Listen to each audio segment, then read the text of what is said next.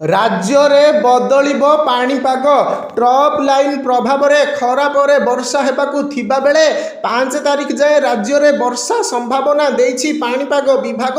विभिन्न स्थान में बिजुली घड़घड़ी और कुआपथर वर्षा नहीं पूर्वानुमान करिछि आंचलिक पाणीपाग विज्ञान केन्द्र।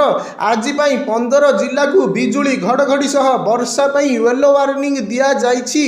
ए सबु जिले में घंटा प्रति 40 रु 50 किलोमीटर बेगर पवन बहिपारे। आसंता काली और 4 रे वर्षार परिमाण और विस्तृति बढ़िब।